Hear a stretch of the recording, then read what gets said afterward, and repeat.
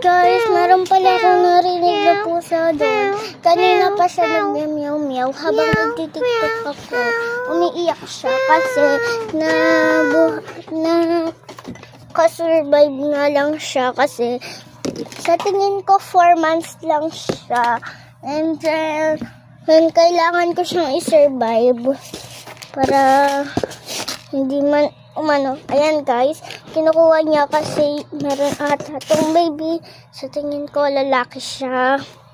And then naiinis siya kasi ay, no. So kasi ito tawag yun. Kasi yung ganito ko ay baby dead 4 months. Wag ganitong pusa 4 months na yan guys. Isipin yung 4 months. And then ibabalik ko. Pupunta ko siya sa cage ni Baby Snowy ko. Okay. Dito na din sa taas.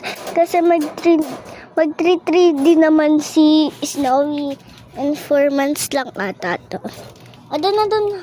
Ay, takbo na doon. Takbo.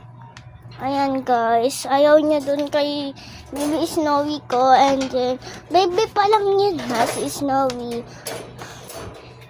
Guys, baby pa lang yan.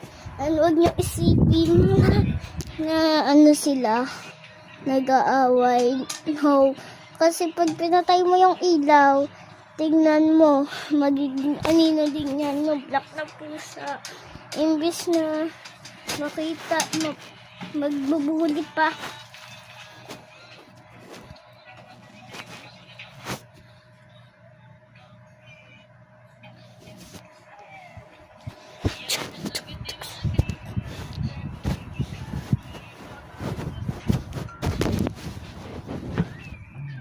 Lang pa.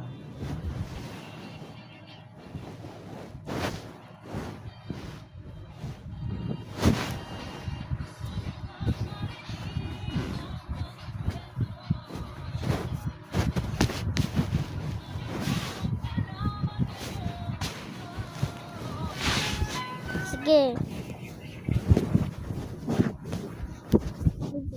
Hello? Wala ako nakita.